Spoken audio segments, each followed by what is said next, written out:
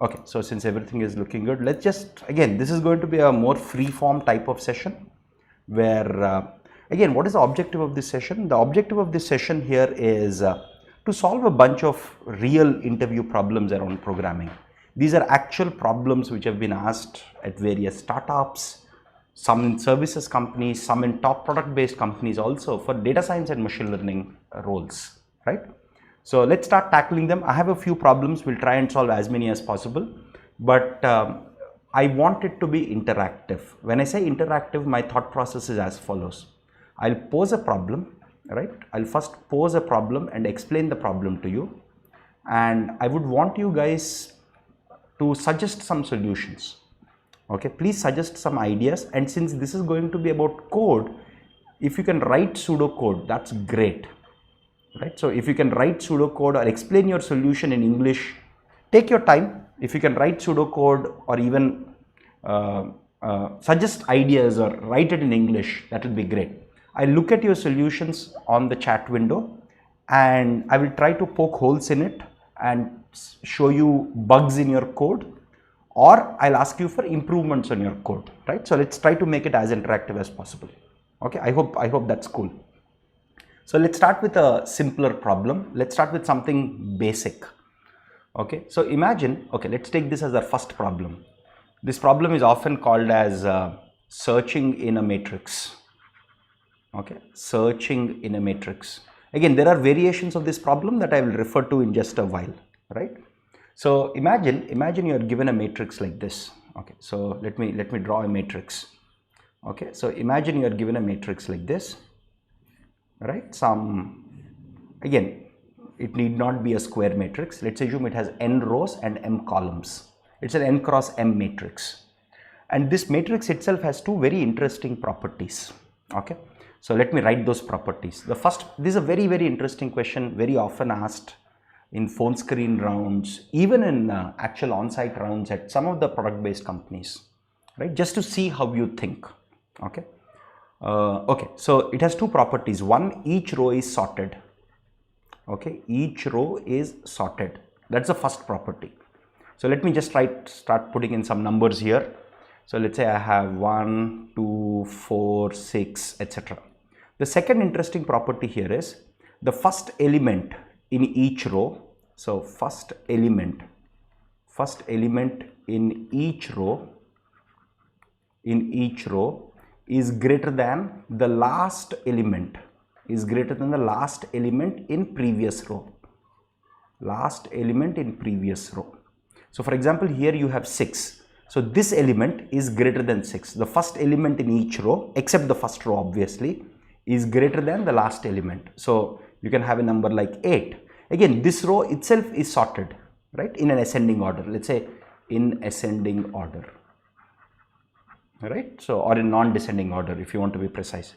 8, 9, 12, 16. Now since this is 16, this number has to be greater than 16.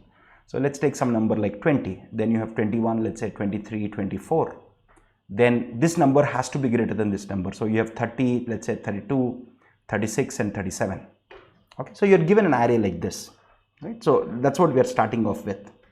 So okay, let me just open the chat window to see in case there are any glitches. Okay, no glitches, that's good. So you're given an array like this, and our objective here is to perform a search in this matrix. So this is a special array, this is a special matrix. Let's say this matrix is A. This is a special matrix. This is not your regular matrix. This matrix satisfies these two properties. And our goal now is, given any element, let's assume you're given a query element, Q equals to, let's say 9. Your job is now to find if 9 exists in this matrix. If it exists, you return yes. If let's assume if the query element is, let's say 15, you say no. So this is basically a simple search problem, but instead of searching in an array, now you're searching in a matrix which satisfies these two properties. I hope this question is clear. Any follow-up questions about this? Is this question clear? Can you please confirm if the question is clear? Now, okay, so I don't see any hiccups. So if this question is clear, I want you to think of how do you solve this. There are three parts to it. how do you solve it? Very importantly, please explain the time and space complexity of your solution, time complexity and space complexity, right? And if you can write pseudocode, please. Okay, that will be very helpful. Okay, so please see how you can do it. That's what I'm looking for. How do you do it in the best possible time and space complexity, and how do you solve this? Again, very importantly, please handle boundary cases. Please handle boundary cases gracefully if you can, right? So think about it. Okay, so I'm seeing a few suggestions from people. Okay, so the first solution that somebody is suggesting, the brute force, right? So let's look at the brute force solution, right? What is the time and space complexity of the brute force solution? And what is a brute force solution? Can you please explain in short?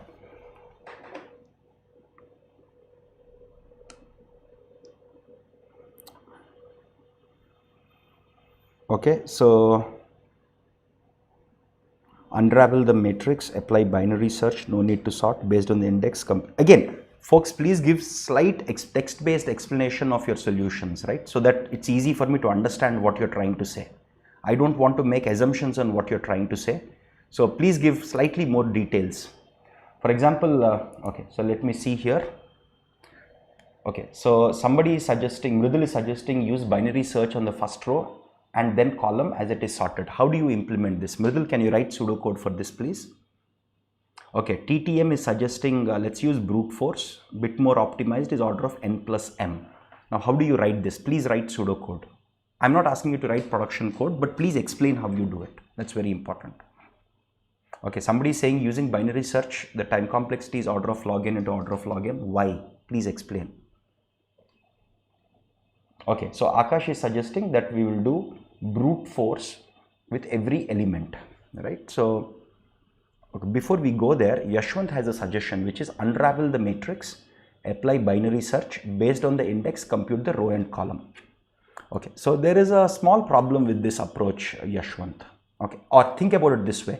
Think about what is the space and time complexity of this, right? So how do you do this with minimal space and minimal time complexity? Please think about that.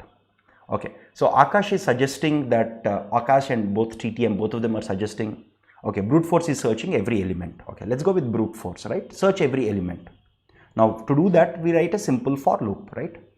So for each row, right, in each row, for each column, right, you will go, I mean, I'm just writing pseudocode here. I'm not writing proper Python code, but this is the logic here, right? You take a row and you take a column and see if this is equals to q, you return and you break, right? If this is equals to your query point, you return true, right? Otherwise, you keep iterating. At the end of it, if you have not returned, you'll just say return false, right? I mean, a simple, again, this is a simple pseudocode for it. Now, the time complexity for it, as everybody can see, because we have n rows here, because we have n rows and m columns, right? It's very easy to see that it is order of m into n. What about the space complexity for this solution? What is the space complexity for this solution, folks, for brute force? Let's solve it step by step. Okay, I'll come to other solutions in a couple of minutes. So let's start with brute force, right? What is the time complexity of brute force? Oh, sorry, what is the space complexity of brute force? I'm sorry. What is the space complexity of brute force? Can anybody suggest it? Okay, somebody has a problem. Okay, so okay, let all of you please write down what you think is the space complexity. I'll just reply to this person who is having a problem.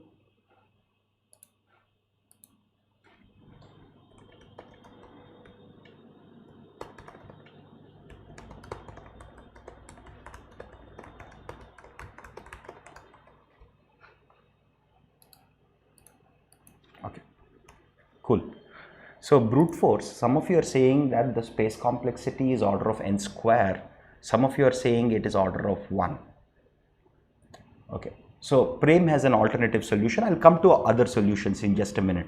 But yes, most of you are right. A common mistake that a lot of students make is some people say that the space complexity is order of m into n, which is not true, right? So whenever you are computing space complexity, you should not, okay, let me write this. This is a very common mistake I see students committing when I conduct interviews. Do not count input and output. Do not count input and output space. Okay, whatever you have to input and whatever you have to output, don't count it, because for any algorithm, the input space will be the same, the output space will be the same. So don't count it. So apart from, so A is our input, our output is true or false. So if you ignore both of them, we are just creating a constant number of temporary variables. So the space complexity is order of 1. Right? So what do we have? Time is order of m into n, space is order of 1. Now how do we improve upon this solution? Okay, so what are the better solutions? Now let me show you, let me just go through some of your solutions. Okay. Can you please explain the question? Okay. So the question again, I'll just quickly recap it for you. So you're given a matrix like this. This matrix, you're given an n cross m matrix, and the property of the matrix is each row is sorted and the first element in any row is greater than, for example, take this element is greater than the last element in the previous row. So 8 is greater than 6, 20 is greater than 16, 30 is greater than 24. This is how there is a matrix given to you, and given any query point or query number like this, you have to search in this matrix and return true or yes. If, like for example, 9 exists in this matrix, so return yes or else return no. Okay, that's the problem. Just quickly reiterating the problem. So we have seen that the brute force is order of m into n, time and space is order of 1. Can we do better than this? That's the question here. Okay. Okay, so let's see alternative solutions that students are suggesting. Again, okay, so let me see. Okay, some of you suggested, okay. So Vineet suggests that he'll convert the matrix into a dictionary of keys, query number using dict9. Okay. Vineet, look at the time complexity for this and look at the space complexity for this. What is the time and space? Okay, this is a good question now. So let's take Vineet's solution. Okay, what Vineet is suggesting here is that he'll create a dictionary. Again, I'll try to suggest some solutions here. I'll also try to debug some solutions and why they may not be the optimal solutions. Okay, I will not be able to go through all of them, but I'll try to do at least a few variations. So in this case, what Vineet is suggesting here is that he'll create a dictionary with the key equals to whatever value is stored here He's saying this will be key, and whatever its row and column are, that will be the value. Okay, I think that's what you're suggesting, right? So key equals to the cell value, right? You're creating a dictionary and the value will be the row and column. Right? So I think this is what you want to create. So Vineet, if you think about it, what is the time and space complexity for this? Look at this. First, given an array, you have to convert it into a dictionary. That will take order of m into n time. First, you have to create the dictionary, right? Because you're not given dictionary as input, you're given an array as an input. So creating the dictionary will take order of m into n, plus your search will now be order of 1. Right, which means your total time complexity is order of m into n. So this is your time complexity. What about your total space complexity? Your space complexity is also order of m into n. The reason being, you're creating a completely new dictionary now.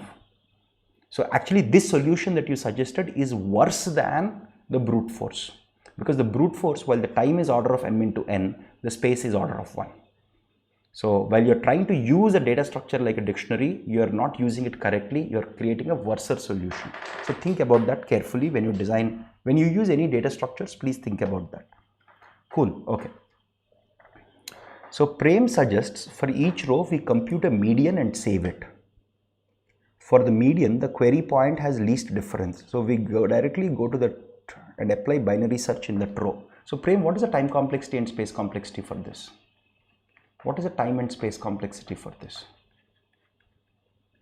And is there a simpler solution than this? Because computing medians is non-trivial. Okay, cool. So here Prithvi has another solution. Let me go through it. Start from mth column. Okay, so let me just zoom this in a little. Okay, sorry. Let me just try to zoom this in a little. Okay, so what he's suggesting here is that we'll start with the mth column, so the last column. Okay. Okay. So you're starting with the last column. If it is less than A05, so this is 0, 1, 2, 3. This is 0, 1, 2, 3, 4, not 5. Make sure that it's not 5, it should be 4, right?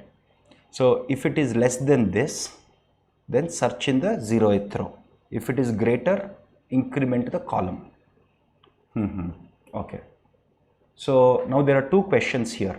So you're going column by column, right? So first you're going row by row, I'm sorry. I think if it is greater than A05, increment the column. No, I think you want to increment the row, right? Not the column here. If it is greater, for example, if my search query is, let's say 10, right? 10 is greater than A04, which means you want to increment the column, right? So, sorry, increment the row, not the column, I'm sorry. So that's one problem. So there is a bug in the code here, number one. The second thing is, if it is less than A05, search in the 0th row. How do you search in the 0th row now? Right? That's something that you have not explained clearly. Okay, so please think about it and think about that space and time complexity. Okay, cool. So let me go down. Brute force is simple, right? Yeah, so good. So, okay. Ishan has a solution which is first level binary search with each row's last element as the key to find the row, then binary search.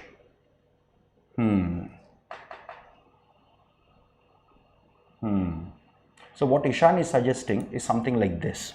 Okay, so let's go to this example itself. So he's saying, okay, so let me read his answer carefully. First level binary search with each row's last element to find the row. Okay, so let's assume just for simplicity that our query point, okay, let's assume our query point is 10. Okay, so he is looking at the last column here and he's saying I'll perform binary search on this column, right? Okay, now remember there are indices. This index is 0, 1, 2, 3. These are the row indices, these are the column indices. Now you have to be very careful in your code to get these indices correctly. Okay, so how do you get these indices gracefully and all that? Okay, so let's assume you are searching for Q10.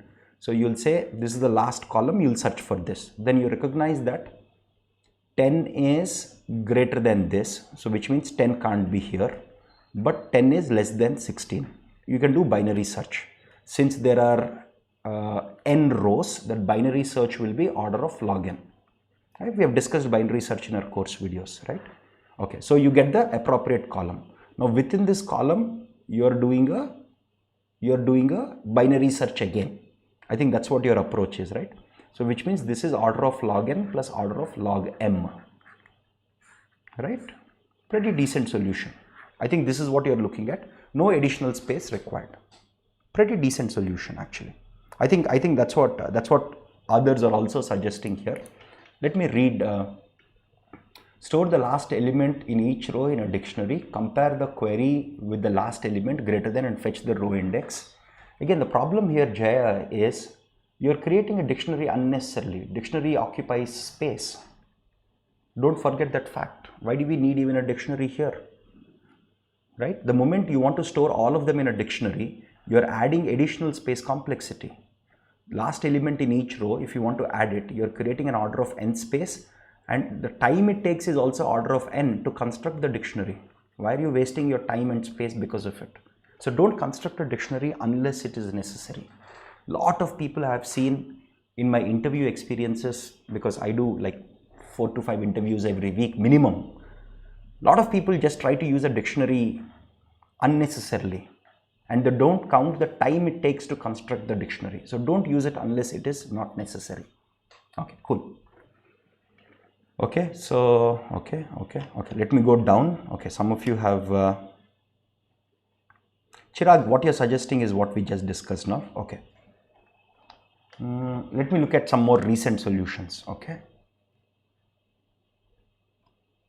So Vijay has a solution. Let me try to understand this. Okay, it's harder to read this. It's a little shaky image. So for I comma value in A0, what is A0? So are you trying to get the first row? Again, it's not fully clear. When you write source code, when you write pseudocode, just try to make sure it's easy to understand. I'm not able to understand this clearly. So I'm sorry, I will not be able to go too deep into it. Okay. For each row, so Bhavesh suggests for each row, get the last number and see if the last element of that row is less than what we have. If not, then brute force search in that row. So your solution, right? So, okay, let's look at this. Okay, let me write the second solution, right? So the second solution here is, intuitively speaking, binary search. So last column, right? So all the rows, right? So on last column of A, let me just call it that way, right? On last column of A, okay, to find the appropriate row, right? To find the appropriate row. Then we can write code easily, right? Then the second part is again binary search on the row, right? Binary search on the row. So what is the space and time complexity for this solution? This is order of log n because there are n rows. Then binary search on the row takes order of log m. Okay, so the total time complexity here is order of log n plus log m, which is pretty decent, right? What about space complexity? It's just order of 1, right? Decent solution. Now, okay. So here, Bhavesh, what you are suggesting here is for each row, get the last element, and if the last element of the row is less than the number we have, this takes order of n time, right? Then brute force search in that row. This is order of m, right? Because there are m columns in a row. So the time complexity in this case is order of n plus m. Certainly, this is better than order of m into n. It is better than m into n, but it is significantly worse than log n plus log m. All right, so that's the way to think. Cool. Okay. Again, Chirag, the solution that you suggested is partial, right? It's not complete. Okay, let's see what Aditya has. Okay, let me just zoom in. For I in row, if A I minus 1, so checking if Q less than, what is this? Q less than, what is this? Which row first index? Again, this is not how we index arrays, right? This is not how we index arrays. Typically arrays we have A, I, J, right? This is the row number, this is the column number. So when you say A, I minus 1, it is a little tricky for me to understand what you are referring to. Okay, so just be careful on that. So that's what I'm not able to understand from this pseudocode. Again, write logic, that's also okay for me. Okay, so what Vishal is writing is order of n log n, right? Again, you can do better than this very easily. Right? A very simple hack here. Is order of log n plus log m, right? Just you're doing binary search twice. First time binary search on the last column and then binary search on the corresponding row. Of course, you have to modify the binary search to be careful. Remove a row in each comparison until the comparison is found. Remove a row. So how do we remove a row? Removing a row from a matrix is non-trivially time complex. So for example, imagine if somebody gives you a row and you say, hey, I want to remove a row, which means you have to adjust all other rows accordingly. So removing a row, if the row has m columns, removing a row is order of m time complexity. Okay, so you have to be careful with that.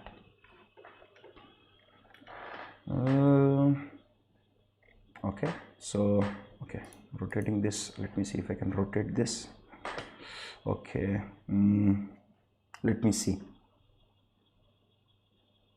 Take first column, call binary search, get lower bound, binary search. Yeah, so this is a slight variation, Sunil, of what we just discussed right now. So instead of doing binary search on the last column of A, you can do binary search on the first column also, right? You can also do that. There's no problem with that. You can do a binary search. Like for example, if the query is 10, you can do a binary search here and find the element that is less than, so find that row where the element is less than 10 such that the next row, the first element is greater than 10. Then you'll come here, then you'll search in this. If you don't find here, you will not find anywhere else anywhere. Right? Very simple logic. Slight modification on what we just discussed. Cool. So Abhijit has a question. Can we use KD tree algorithm here? Here we have two dimensions and we will first apply BST in X dimension, BST in Y direction and build a KD tree. Again, KD tree is like an overkill here, right? KD tree finds nearest neighbors, right? That's what its objective is. It tries to search for nearest neighbors. Now here what we have is a simple matrix.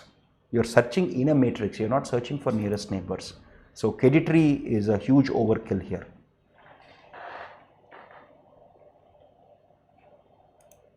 Okay, let me see. Yeah, so yeah, there are also linear time algorithms, but what we want ideally, see, this is a, so if you look at it, the brute force is a polynomial time algorithm. This is called polynomial time. Why is it called polynomial time? Because you have m power 1, n power 1, right? Order of this. It's a product of them, right? While what we have here is a logarithmic time complexity. It is log of n plus log of m, right? Certainly much better than brute force. Again, since all of you know binary search, always try to reduce the time and space complexity. Okay, so he's saying A0 is the first column. Again, when you write pseudocode like this, just try to make sure you write it. So if you want to represent first column, right? So typically the first index is the row, then the column, right? You can just say all rows and the first column, you can just mention it like this. This is a standard notation that is used in pseudocode, right? So this is, it is not clear whether it is first column or first row. So just try to make sure that your pseudocode is easily readable. Okay, cool. Prithvi, your code, again, please understand that I will not be able to go through all code because then we will just solve only one problem. Again, the reason I'm not going through your code is because its time complexity is significantly more than what we currently have, right? Our current best is this. Our current best is order of log n plus order of log m time, and space is order of 1. Okay. So try to, again, your job as engineers is to reduce the time complexity. Okay. So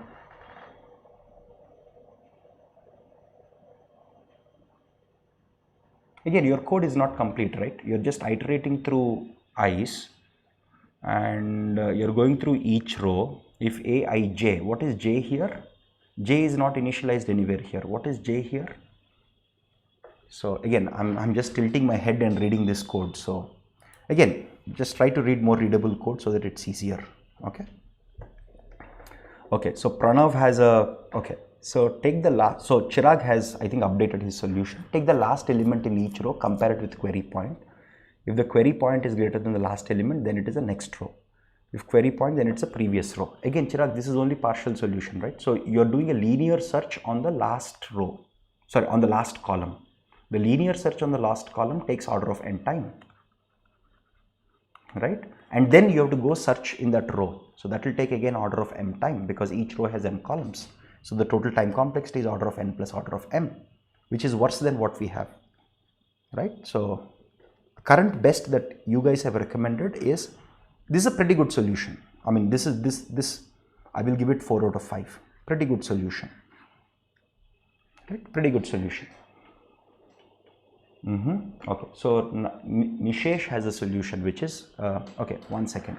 So Pranav has a solution which is compare q with last element. Select the row q is less than last element. How do we do this? If we compare linearly, it's going to take a lot of time, right? If we compare linearly, it's going to take a lot of time. Perform binary search on that row. Again, Pranav, the solution that you are suggesting, because you have to go through the last column, it is order of n into log m, because you are performing binary search on that column, right? This is certainly worse than order of log n plus log m, right? So think about it that way.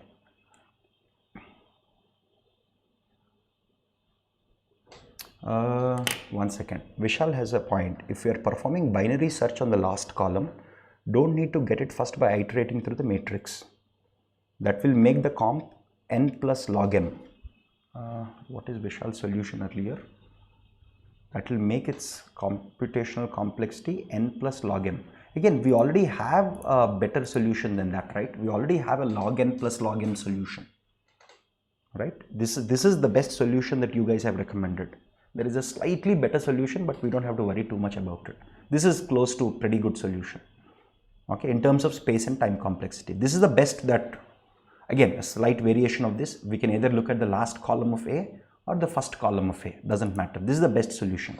Can anyone come up with a better solution? Oh, Vishal is suggesting, Vishal, are you saying that the time complexity is n plus log m and not log n plus log m? Is that what you're suggesting? Do you think there is an error here somewhere that I have made? Is that what you're suggesting? Okay, why? Okay, so let's go back and see it, right? So what are we doing here? We have, okay, so let me just cross check the time and space complexity and see if I've made a mistake. Okay, so let's go through that. Let me use a different color here. Okay, so we are going through the last. So A, I don't care about the row, I care about the last column, right? So I care about the last column. Okay, so I. So what I'm going to do here is AI last, right? Which means each row, the last column, I have all these elements. I will do a binary search in this by changing the I, right? I know that 6 will be less than 16, which will be less than 24, which will be less than 37. So I will perform a binary search on this. And while performing a binary search, I will look for an index. I look for an I such that, so for example, imagine if my query point is 10. So I look for an index such that, I'll look for a row index I such that the last element is greater while the previous element is less, right? If you do a binary search, right, what will happen? It will keep breaking this whole thing into halves. Eventually we'll get stuck between 6 and 16. This is where 10 lies, right? So I'll get this index now. Again, that code you have to write it very carefully, handling all boundary cases. That is a tricky part. So getting the logic is only half the solution. The other part is actually writing the code and making sure that it works in the code. Okay, first let's get the logic. So, okay, so I got this 16 in order of log n time, right? Because there are n rows, yes. So this binary search takes log n time. Now I already know that if 10 is present, it has to be present in this row. Then I'm doing a binary search in this row, which is, so if my row index is 1, so A1J, I'll do a binary search on all these elements, and that would take me log m time. Because first I'm performing log n followed by log m, the time complexity is order of log n plus log m. Why do you think it is n plus log m? That part I am not fully clear. So Vishal, what you're suggesting, I don't think I've cross-checked it right now. Yeah. So Abhimanyu, if you use dictionary, we can directly extract the value 9. But to construct the dictionary will take order of m into n time. You're not given dictionary as an input, right? Just don't think that for every problem that is given, dictionary is the right solution. Because you're given an array with some properties. To construct the dictionary will take order of n into m time. Of course, searching is fast, but constructing the dictionary takes a lot of time. Right? Okay. So Prithvi has some code, okay? J equals to m, okay. So okay, you're using j as column, I as row, okay. While j is greater than 0 and I equals to n, so your I is n, so last row. So first you're checking, okay, let me write the logic here. First you're checking last row, first column, right? That's what you're checking first, okay. No, so sorry, j equals to m. So last row, last column is what you're checking first. Sorry. So what is I? I is 0. No. Sorry, the other way around. I'm just looking at the termination condition here. So I is 0. So first row and last column. Okay, you're checking last column because j equals to m. Now, this is true. Again. Okay. So you're either incrementing this or you're incrementing that. if element in ith row, look at this. This takes, how do you now do this? How do you check if the element is in the ith row? And this loop itself, you have to be very careful to compute the time and space complexity. How do you check this? I mean, you're saying if element in ith row, how? What algorithm will you use to check this? That part is not clear. Okay. Okay.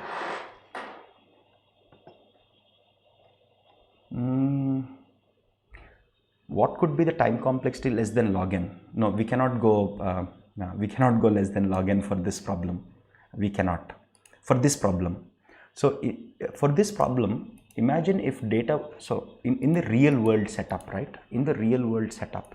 So if somebody gives you this matrix A, right, which is an n cross m matrix, and if you have to search for a query point, right, this is our setup now.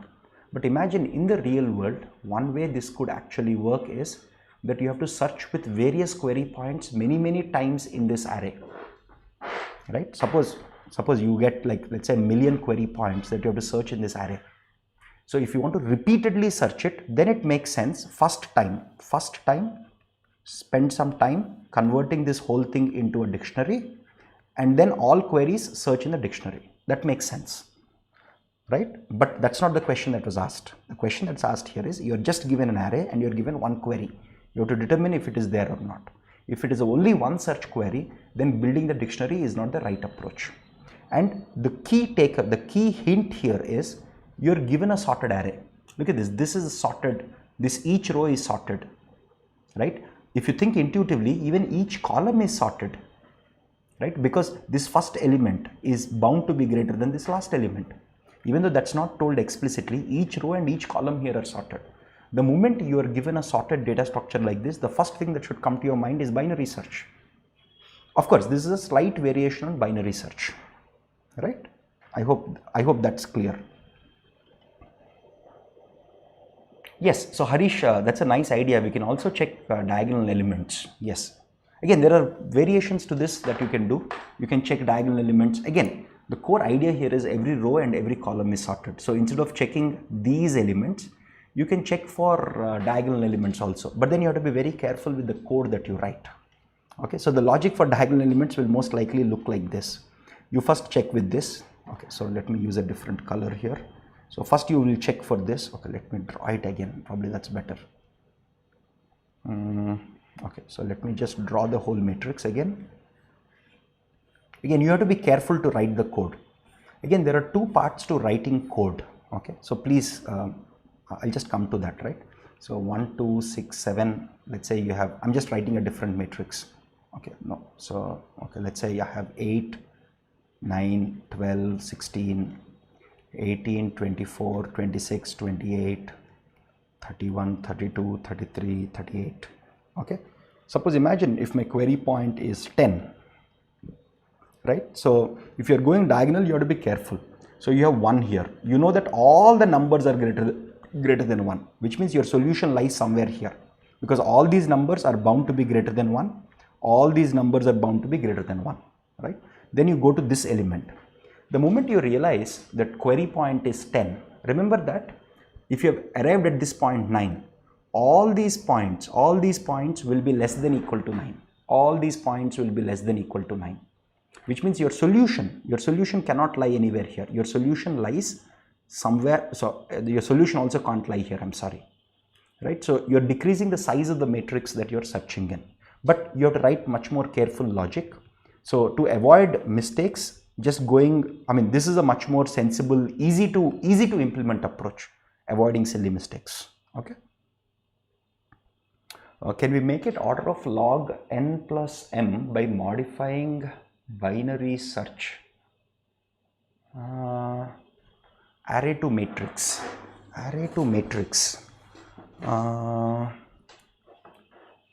Order of log n plus. Yeah, but yeah, there is a way to do this. I think I understand what you're trying to say, Sunil, but we already have a log m plus log n, right, which is pretty good, right? Of course, there are ways to make it slightly better, but this is good enough. Okay, so there is some question from Nishesh. What is the time complexity of taking the transpose of a matrix? Okay, good question. Can't we just simply take the transpose of 1 cross 16 and do a binary search? So, okay, here is the challenge of taking the transpose of a matrix. Suppose you are given a matrix, right? Now, let's assume it is n cross m. You want to take the transpose of it. So, you will get A transpose is an other matrix which is m cross n, right? To do this, you have to copy the first row into first column. You have to copy the second row into second column here, and so on and so forth, which means each element has to be accessed once and copied here, right? If your input is A and your output is A transpose, this takes order of n into m. If you do it element by element. Of course, if you use what NumPy does, right? NumPy internally uses C++ to store these as something called as pointers, right? So NumPy does some pointer arithmetic to make this faster. But if you were to implement this in Python without going through all the C++ and pointers and all the jugaad, all the hacky ways in which NumPy stores this data, then it would take order of n into m. Okay.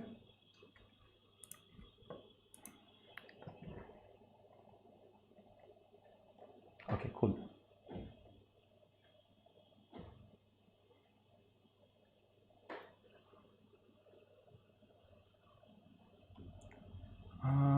What is this code here?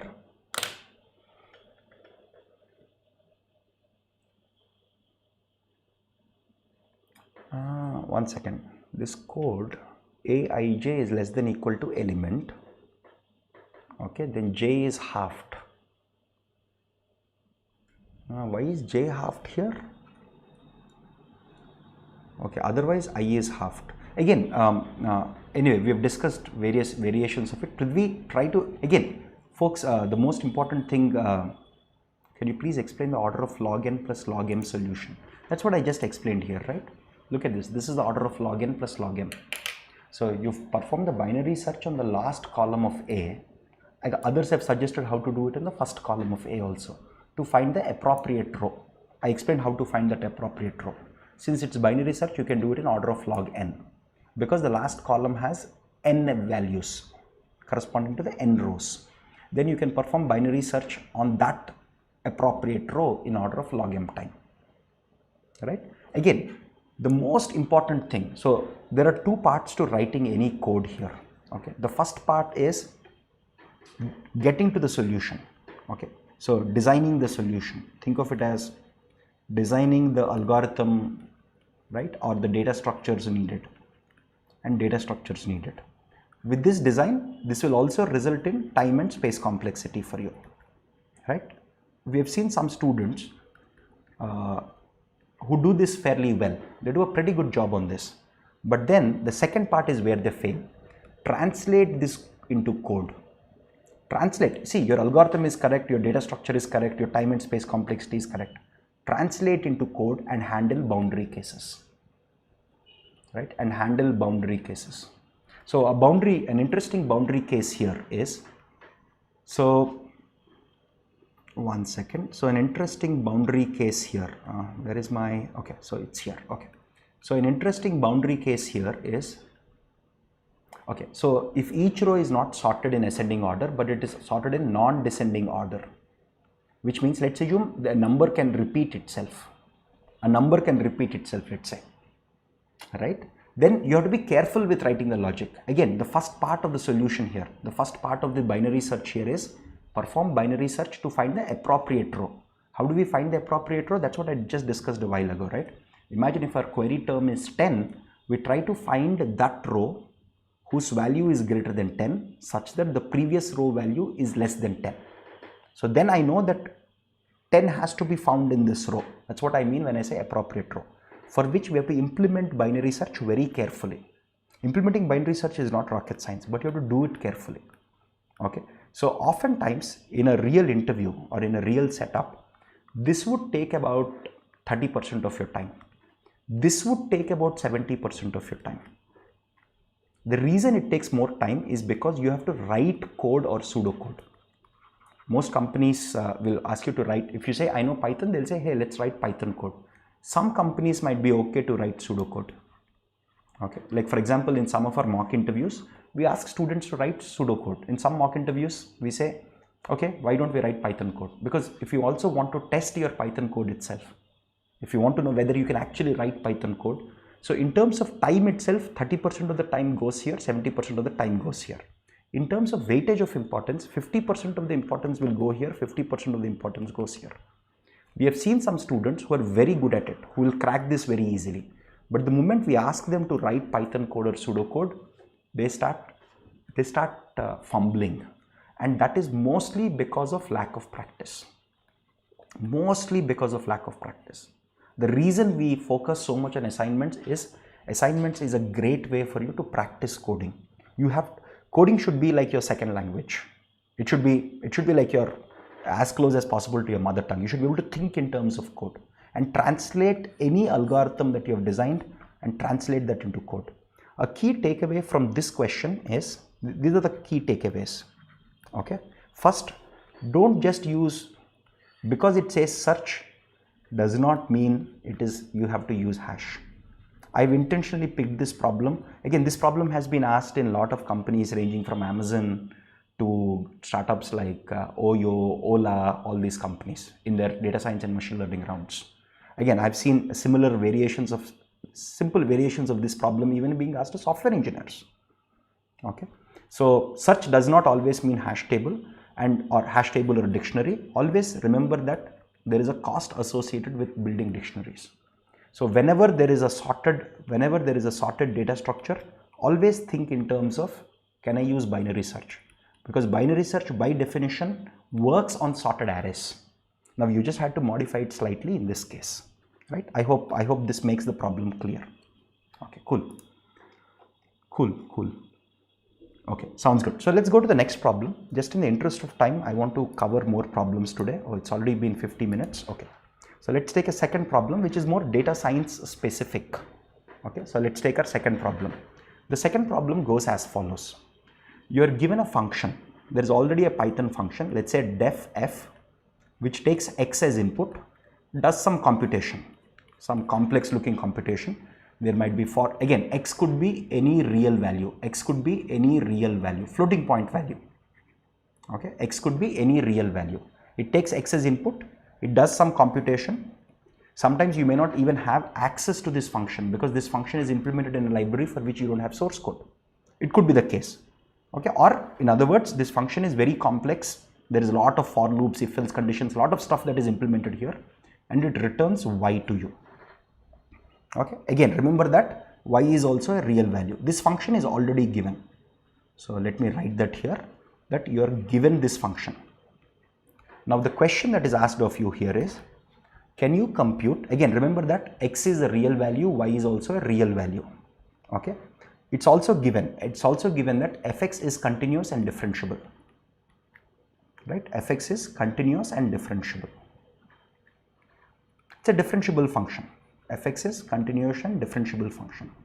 Now the question that is asked of you here is very interesting.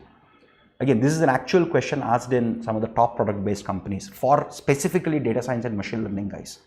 The question that's asked of you here is, compute derivative of f of x with respect to x up to 6 decimal places accuracy. Up to 6 decimal places accuracy. So whatever derivative you return, it should be accurate up to 6 decimal places. Because remember, your x is a real value or a floating point or a double floating point value, y is also a real value. We want to compute the derivative of this up to 6 decimal places. This is the simpler variation. There is a more complex variation, which is x is a vector. So this is a simpler variation. There is a slightly more complex variation here. That complex variation will have x as a vector. Let's not worry about it now. Let's solve the simpler case. Okay, so I hope the question is clear. Let me see your thoughts on it.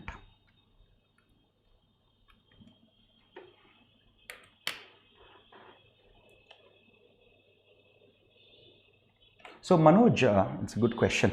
What is a 5 out of 5 solution? I'll just point you to a solution in just a while. But even this solution is close to 5 out of 5 if you implement it correctly. The reason I've given it 4 out of 5 is because you have to implement it carefully. Okay, there is a slight variation to this, but very similar to log n plus log m. So that's cool enough. This solution is almost close to 5 if you implement it correctly. Okay, so I hope, let's move to the second question. Is the second question clear? Any follow-up questions about the second question itself? Anything you did not understand? Let me look at the chat window. Okay, I don't see anything in the chat window, so please think about it. How do we do this up to 6 decimal places accuracy? This is a very, I have not seen similar questions asked to software engineers.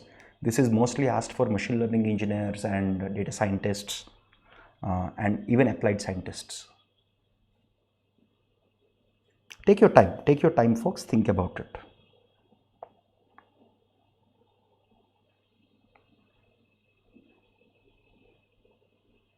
Okay, I see a lot of you typing.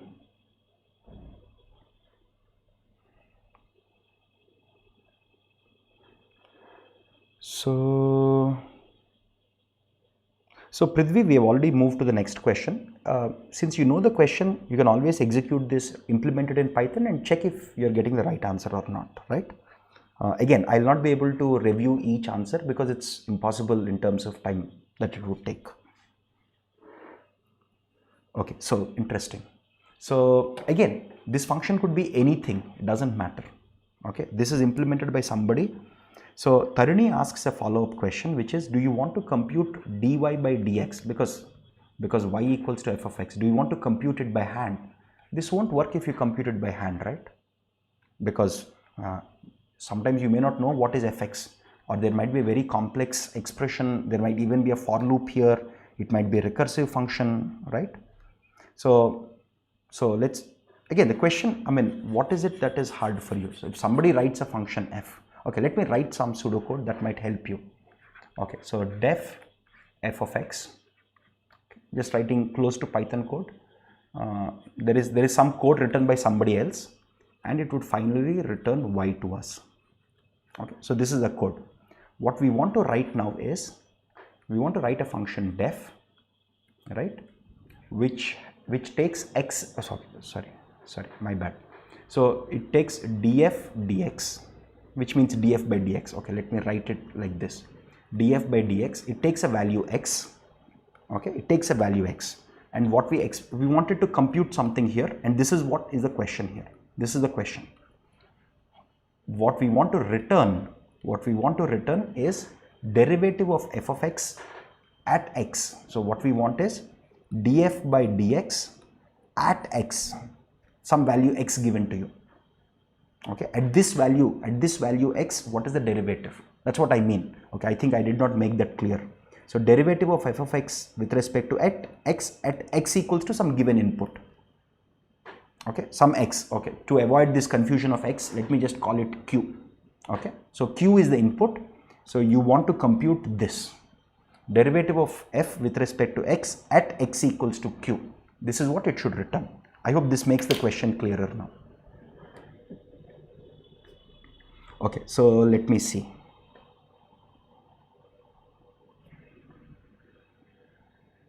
So is the question clear now? Prerequisite to solve this question, 11th class mathematics. Again, even we have explained what is basics of calculus in our course videos, right? If you have studied 11th class mathematics, or if you have covered calculus related concepts in our course videos, you should be able to solve it. This is a very basic question. So okay, so let me just open up the chat window here so that everybody can see what I'm seeing here. Okay, so input x1 and get y1, input x2 and get y2. Okay, fine. Okay, then compute y2. Okay, so now the question here is, you're given only one query point, right? You're given q, right? What we want to compute here is derivative of f with respect to x at q. So let's assume your x1 is q. What is your x2? So given x1 equals to q, you can compute y1, right? You can just call this function. So this is f of q, right? So given this, you can compute this. But what is your x2 now? That is not clear from your description, Raghav. Okay. Okay, so let's see. So Sunil suggests take some x1, take some x2, get y1, y2. Again, x1 is given to you. I hope this is clear now. I think there was a little confusion here.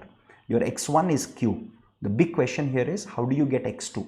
How do you design your x2 to get the derivative of the function up to 6 decimal places? Okay, so Kushagra suggests, let's take h equals to this. Okay, so 1, 2, 3, 4, 5. Okay. Interesting. So what Kushagra is suggesting is an interesting idea. So what, I don't know if it's Srivastav. Okay, it's a male name. Yeah. So what Srivastav is suggesting here is an interesting solution. He says x equals to q. So he's saying he'll take a small h. His h is 1e minus 5. That's what I see from the description here. 1, 2, 3, 4, 5. So 10 power minus 5. This is equal to 10 power minus 5. So he's saying that he will compute. Very nice idea. So he's saying he will compute. Very simple to compute. F of x plus h minus f of x minus h, right, divided by,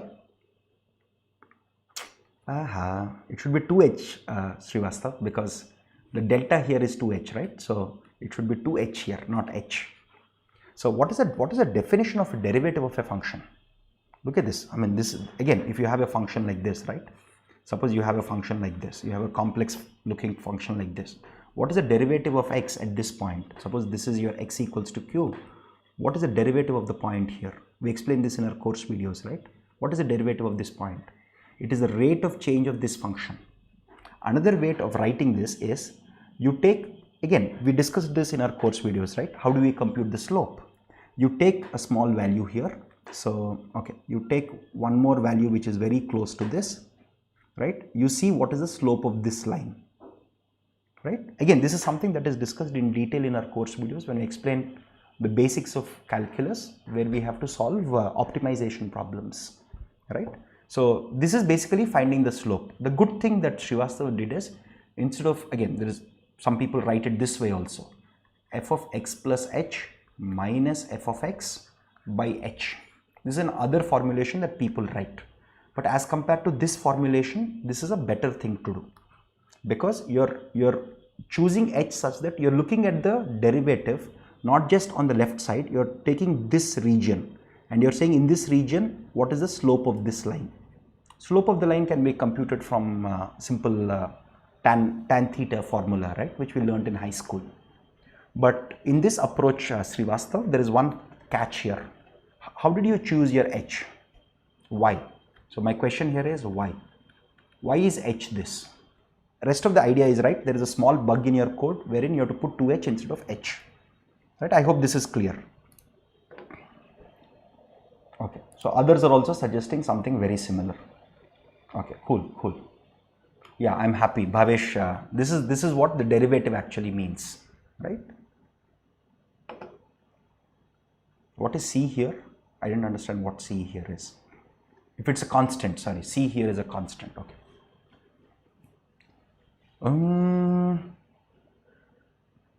So Prithvi is suggesting return x, round x comma 6. Why do you think so? What we want is not a rounded number. Rounded number is a trivial thing, right? What we are looking for the derivative to be accurate up to 6 decimal places. Imagine if I use some other library, or if I use, suppose if you say, hey, derivative at, okay, so let me write this clearly for you.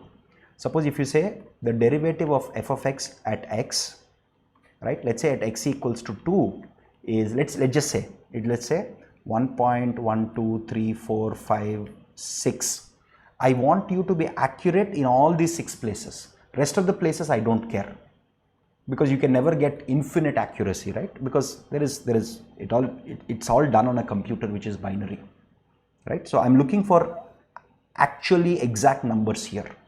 So what Srivastav suggested is interesting, but the question, others also suggested a small variation like this, but the question here is, what is your h value now? How do you determine the h value? Yes, you're right, Bhavesh, that h is getting up to 6 decimal places. How do you get that? No, so h can be 1e minus 6, not necessarily. What is the guarantee that if h equals to, so you're claiming that if h equals to 1e minus 6, then the derivative is accurate, then the derivative is accurate up to 6 decimal places. Is accurate up to 6 decimal places. Why? Who prove that, please? There is, I mean, how did you come to this conclusion? Please prove it.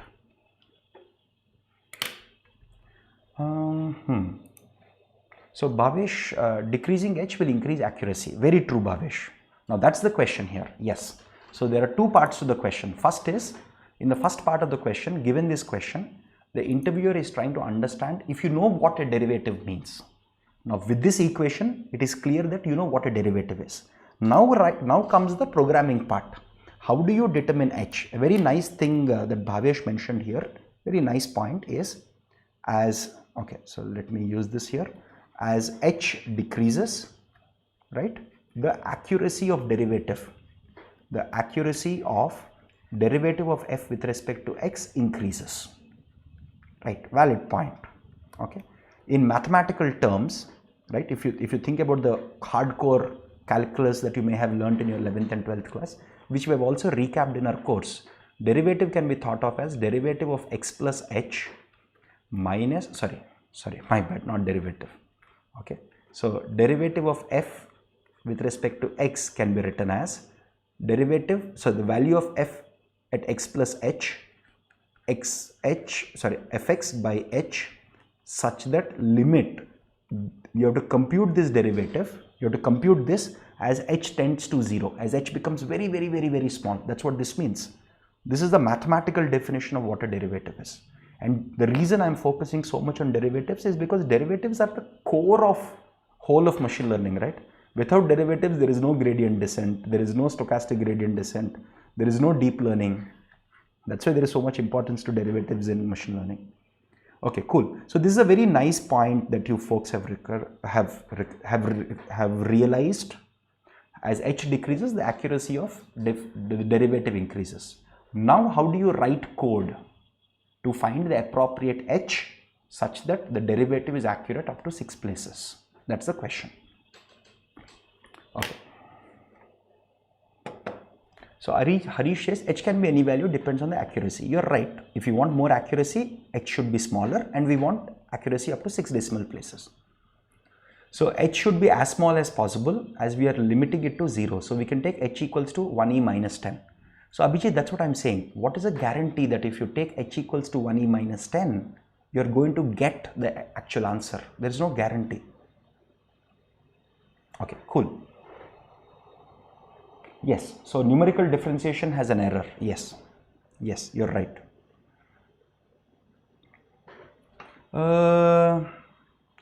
Numerical differentiation has an error of order of h power p.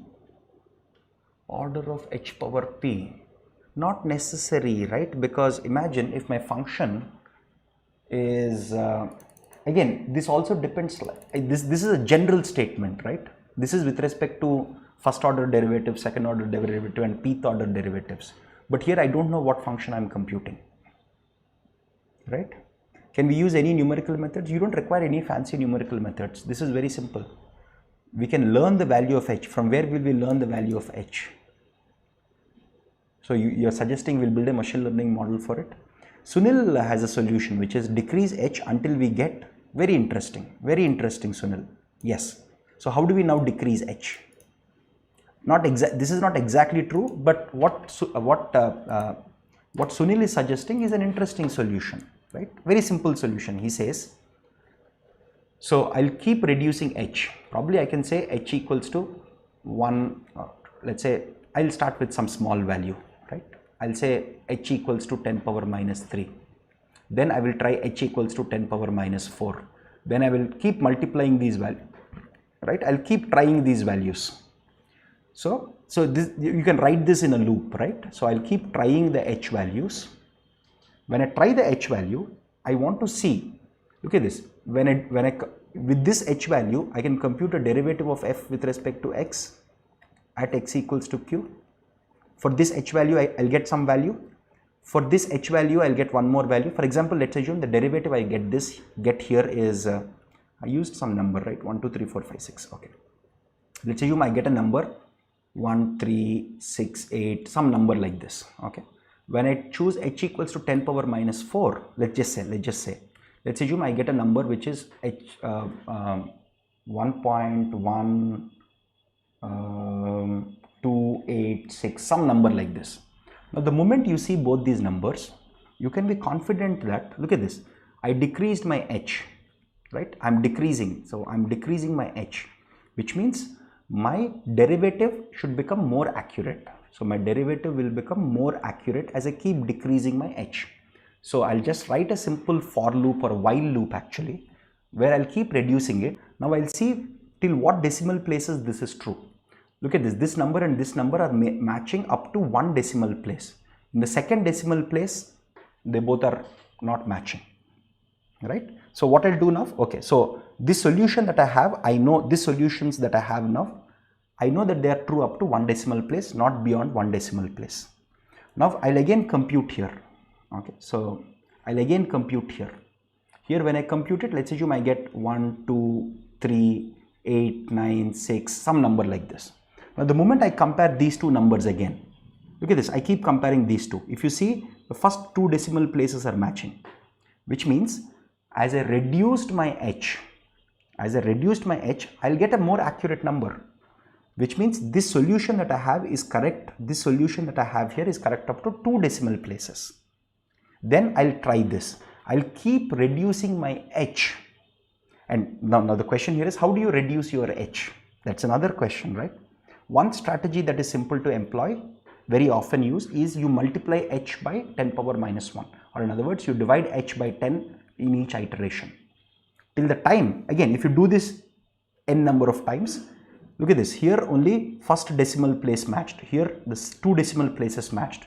Later on probably you will get 1, 2, 3, let's say 6, 4, 5, 4, 4, 4, 5, something like this. Here if you notice, the 3 decimal places are matching, right? Which means this solution is correct up to 3 decimal places. As you keep, again, you have to keep going on. You don't know where to stop. Okay? That's the strategy that is to be used. Okay. Okay. So let me see what others are suggesting. Yes, Sunil, you are right. Decrease h until we get this value with 6 decimal places. Decreasing h is the right idea, but you have to decrease h, or in other words, you're multiplying, you're dividing h by 10 in each iteration. But what you have to compare is not f of x plus h and f of x minus h. What you have to compare is the actual final derivative itself. This final derivative from one iteration to other iteration, if it does not change in 6 decimal places, you have got the answer. Right? That's a simple idea, right? Very simple solution. So let me see what others have suggested. Okay, somebody is suggesting that we can learn the value of h. Can we do something like grid search or a random search? Yes, you can. Yes, you can. You can do a grid search like idea. Yes. Can we use Newton-Raphson method for h? So can you elaborate, Samaroha, on how do you use Newton-Raphson here? Because Newton-Raphson is used to find zeros of a function. Okay, Abhijit is suggesting we can have one cross-validation data. We can use the data to find the approximate h value. Now, how do you train that model? What is the cross-validation data? Where do you get the data from? Abhijit, these are all like, models also have their own complexities. Keep looping till 6-digit repeat. Exactly, Rinesh. You're right. You're right. This is right. So you keep looping. Most likely this is implemented in a while loop. You keep implementing till the time 6 decimal places match. At that point you say, hey, I've gotten the 6 decimal places accuracy, because you know that as you keep decreasing it, this value will become more and more closer to the actual value. Right? So you keep decreasing it till the time the 6 decimal places match and you terminate the loop there. Right? Simple logic. Okay. Okay, sounds good. So any other ideas for this? This is one idea without doubt. Okay. This is one idea. Again, such a question is very interesting from an interviewer standpoint. Look at it from an interviewer standpoint, right? There are 2-3 things that an interviewer is easily able to test here. The first thing that an interviewer is testing here is, do you have foundational knowledge on derivatives? Foundational knowledge. Do you have foundational knowledge on what a derivative is? Right? I mean, very simple logic, nothing very fancy here, right? Very simple logic. Do you know what a derivative means? Because I've been in interview loops where people come from all sorts of backgrounds and some of them don't know what is a derivative and they say, I'm a data scientist. I'm sorry. If you don't know what is a derivative at an intuitive level and if you claim to be a data scientist, I think you're fooling yourself. Okay. Second thing here is, can you write simple code? This is not complex code. Can you write simple code? Again, what is the code here? It's just a simple for loop, right? There is nothing else, right? It's just a simple for loop here. So you can do that. Okay. So Subro is saying after doing this, what if the derivative values are jumbled? You will not get that, Subro, because there are two things that are given to you very clearly, that the function is continuous and differentiable. The values might jumble. For example, look at this. These values might not converge. So I think your question here is, what if this pattern is not observed, right? What if as I keep reducing my h, what if my derivatives don't become more accurate? Such a problem can occur if your derivatives are not defined, right? In such a case, things can go scary. But as long, because you're already given that the function f is differentiable and hence everything will work. You can try this. Like my suggestion to all of you is just implement a function f, right? Let's say implement a function f where you can say return cos of x, let's say cos theta of x, right? And just see how this works. Very simple code. You can, again, I strongly recommend all of you to write this code after the session is over. Okay, please, for all the problems that we're discussing, please spend some time, write the code so that you become better at it. I'm giving you the idea on how to solve it. Now there is a very interesting variation to this problem. Okay, so there is a very interesting variation to this problem, which is that my function is no more a scalar function. So let's assume x is a vector now. This is where things become more interesting. So x is a vector now. Okay, this is where things get very interesting. Then there is some code here. You are returning y. You are returning y here.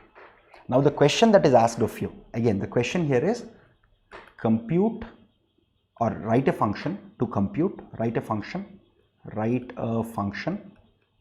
to compute derivative of f or derivative of f with respect to x at x equals to some vector, right, with up to 6 decimal places. So this is now the vector derivative. What is vector derivative? It is derivative of, it is a del. We discussed this in the course videos, right? This is nothing but this. This is a vector derivative, right? Because x, remember, x is a vector or x is an array. Then this becomes a vector derivative. What is this? This should return. Think intuitively, right? Don't worry too much about the details. Now, can somebody suggest me how do we do this now? Okay, let me see your thoughts on it. Okay,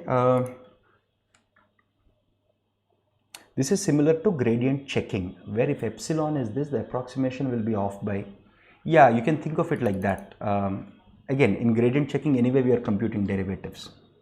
So Sai has a question. One query on this approach: once we get 6-digit decimal for one value of h by decreasing it, how are we sure that we will get 6 decimals for the next value? Good question, Sai. That's a good question that you asked. Again, remember that there is an ideal value. Okay, let's assume there is a perfect derivative. Let's assume the derivative is 1.123456789. Let's assume this is the actual derivative. Now, as you are decreasing h, you know that whatever answer you are getting should become closer and closer to the actual answer. Okay, that's a property, right? That's a definition of a derivative, right? Imagine if this is the actual answer. Let's assume this is the actual answer. Now, as I keep reducing my h, whatever values I get will become closer and closer to this. Now, all I am asking here is I want the closest value as far as the 6 decimal places is concerned. Imagine if this is the actual proper answer, surely as I keep decreasing h, my values that I get, my derivative estimates that I get will be closer and closer to the actual answer. Which means as you keep moving forward, as you keep decreasing h, these values will keep going closer and closer to the actual answer, which means you'll get more and more decimal places of accuracy. That's the reasoning. And this happens because function f is differentiable and because of the way derivative itself is defined, right? It's a good question. Okay, so the follow up here is, okay, what if this function f is a vector function where x is a vector and y is a scalar? Okay, y is a simple number, floating point number. Now how do we compute the derivative? Recursive, one second, Akash is saying recursive function for each element. Why is it a recursive function, Akash? I didn't understand. Can you elaborate how you write the recursive function? That part I am not clear. Why is it a recursive function?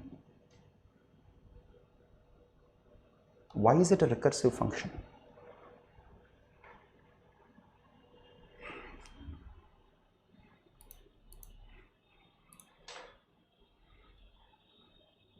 Okay, I see others are also typing your solution. Please take your time. We'll discuss this. Okay, let me show you the problem here.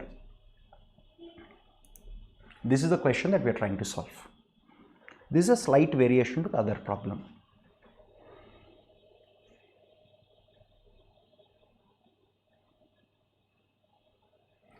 If f is scalar or vector here, f is a function, right? F is not a scalar or vector. F is a function. F is a function that takes a vector x as input, returns a scalar y. Okay, so what Gaurav is suggesting here is also interesting. Gaurav is saying we'll compute this derivative as follows. This derivative is nothing but the partial derivative of f with respect to x1, right? Let's say your vector x, this is vector, right? Let's assume this vector is x1, x2, so on and so forth, some d-dimensional vector. So he is suggesting that this will be equal to dou f by dou x1, dou f by dou x2, so on and so forth, dou f by dou xd, which means whatever function you write, look at this, whatever function you write, this is very important. So let's assume you write this function, you define a function which is del of f. This is the function that you're defining and you're given some vector x. Okay, so this is the vector x. Let's assume this vector is okay, let's assume this vector x is some query point q. Okay, again remember that x and q, both of them are vectors here. Okay, so whatever you have to return here, this returning thing has to be a vector. That's what this says. This returning thing has to be a vector, not a scalar. Lot of people don't realize that, right? The moment you have a vector valued function, this is a vector function, right? It takes a vector as an input and returns a scalar, right? So whatever it has to return a vector, and the value that it returns is nothing but dou f by dou x1, dou f by dou x2, so on and so forth, dou f by dou xd. Now the question here is, how do you compute each of these partial derivatives? That's the question.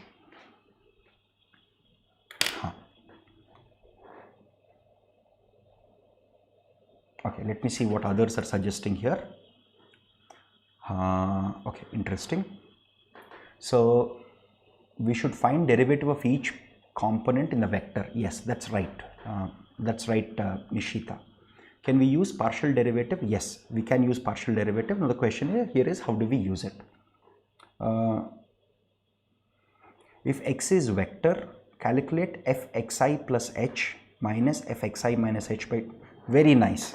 Arka Parv, this is Arka, I'll just call you Arka. Yes, Arka, your solution is right. Very interesting solution. So what Arka is suggesting here is to compute any of these derivatives. So let's assume I want to compute derivative of f with respect to xi, right? What is the derivative now? See, this is a partial derivative, right? Which means all other values will be fixed. So all other, because we have x equals to q, right? So somebody says, okay, at this vector q1, q2, so on, qi up to qd, this is my query point. At this point I want to compute the derivative. Now all that Arka is suggesting here is a very nice thing. She is suggesting just like the strategy that we used here. Remember, we used this strategy here, right? We used this strategy here. Where is it? We used this strategy here. The same strategy will again employ here. What she's suggesting, I think it's female, I'm not sure. Anyway, so the idea here is very simple. She's suggesting that we'll keep all of these values the same. We will just use qi and qi minus h and qi plus h. So I'll compute the function such that all the values will remain the same. Only qi will be perturbated or changed, right? Minus f of all values being the same, only qi plus h by 2h. Again, how do I find my h here? I will use a while loop here to find the appropriate h to get up to 6 decimal places. Now you're doing it for the ith feature. You do it for in a for loop, or in a for loop you do it for all the d features. So the idea here is for I equals to 1 to d, which means for each of the features, right? You'll keep all the other features constant. You'll only perturbate or change the ith feature, compute the derivative and put it in your vector as the answer. That's all. Very simple solution, nothing fancy. It's fairly simple. Whatever we have learned, Arka, your solution is close to perfect. All right, so cool. Okay, yes, Sai, I think you're also suggesting the same thing. We nudge h for each component separately, keeping others fixed. Very right. It's a he. Okay, okay, Arka, sorry. Yeah, I think some names are gender neutral. So yeah, cool. Yeah, I have a family member whose name is Ansh and it's a gender neutral name. So yeah, cool. Okay, so if the vector is n dimensional, then we can create an h array of n dimensions and calculate. Abhijit, the problem here is, no, this may not work. The problem, Abhijit, this may not work is this is not how a vector derivative is not defined. See, look at this, your h, this is not, see, you're not computing. The concept of a vector derivative, as we describe in our course videos, is you compute the derivative of the function with respect to just change in one component while keeping all the other components fixed. That's what is this partial derivative. Okay, this is not how it is, Abhijit, this is not how a vector derivative is defined in the first place. Okay, use loop and things like perturbation might help. Yes, very much, yes. Okay, cool. So let's take let's take another problem.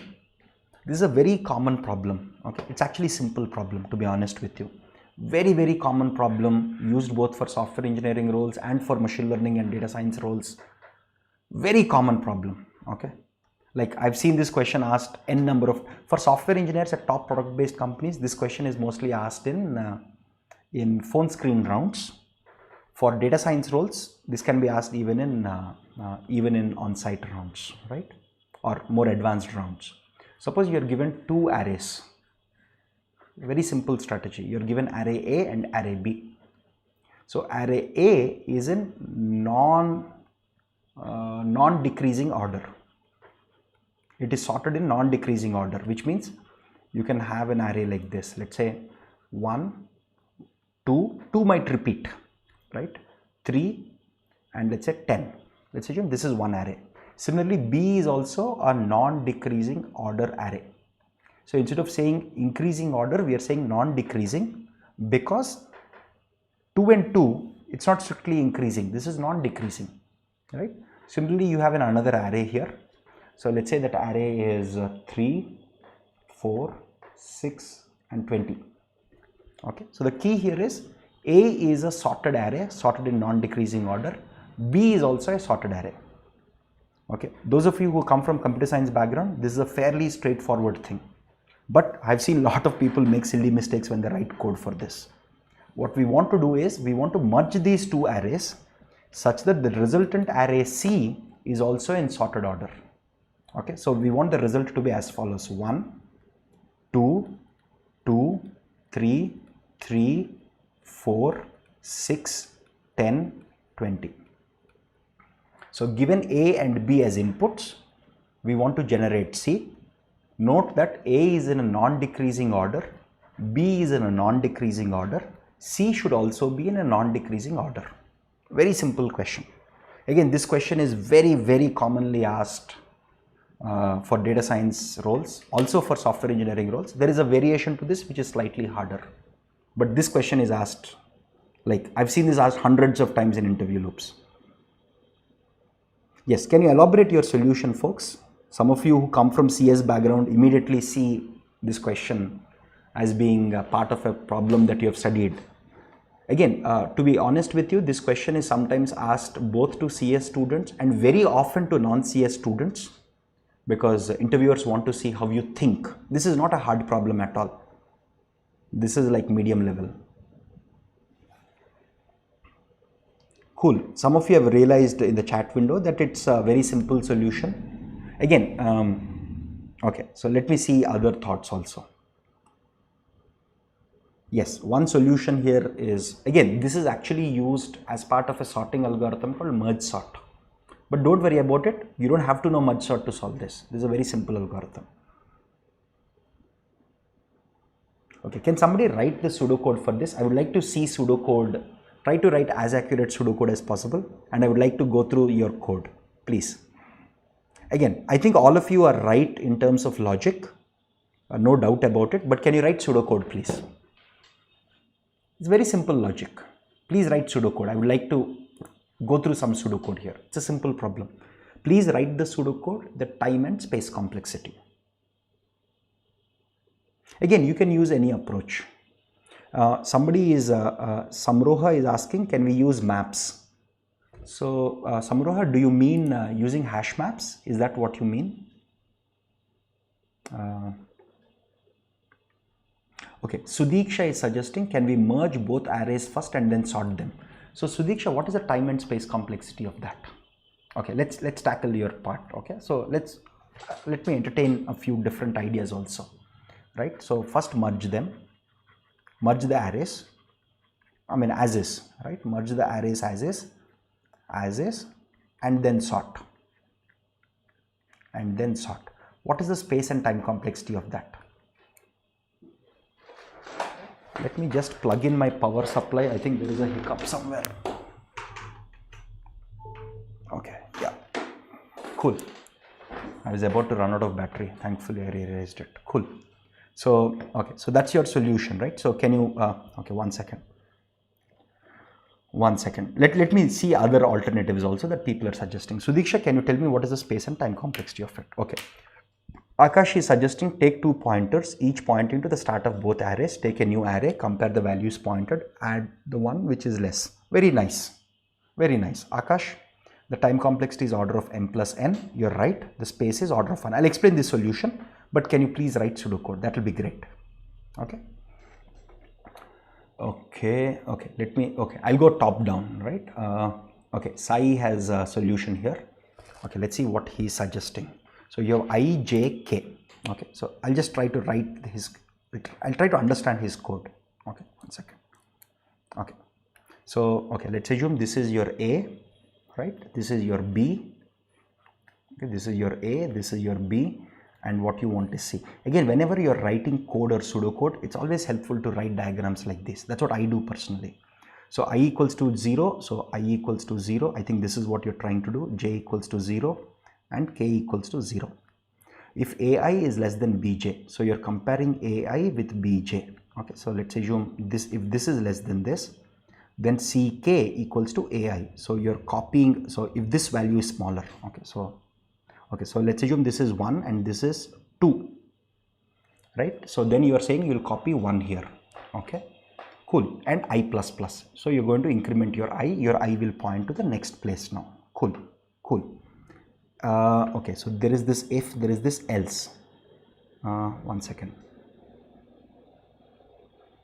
So while I is, okay, so this part is cool. You're going to iterate such that I goes through all the values here, j goes through all the values here. Else if ai is greater than bj, so ai is greater than bj, then you will copy bj.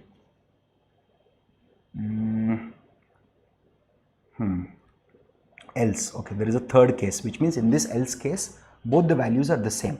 If both the values are the same, you are copying ai, right? And you are incrementing I here.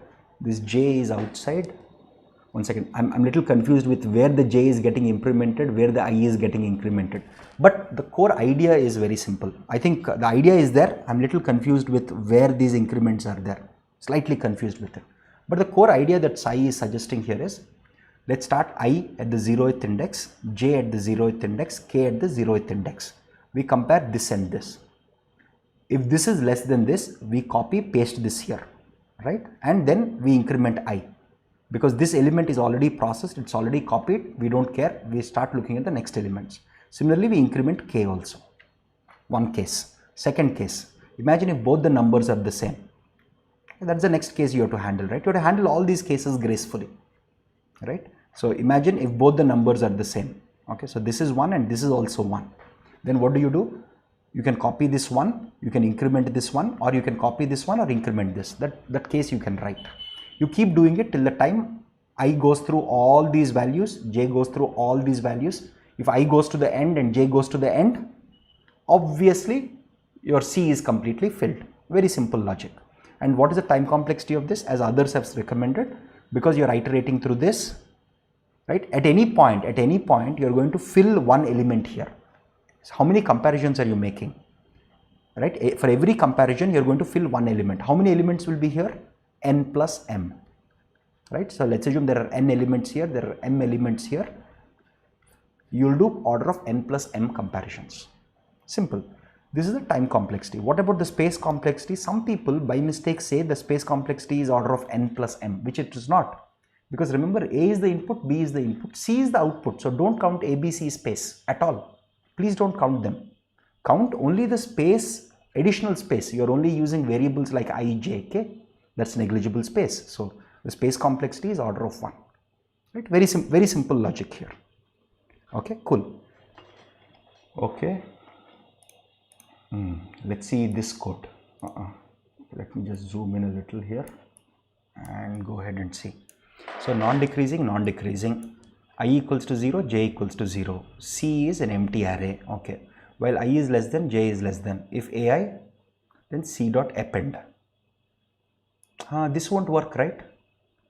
This is by Prithvi, right? Prithvi, in this, I and j are not getting incremented anywhere. Right? I and j are not getting incremented anywhere. I will remain 0 here, j will remain 0 here. You are not incrementing I and j, so this code won't work. Right? Are both arrays of same size? No, nobody gave that clause to us. Okay, so let me see this.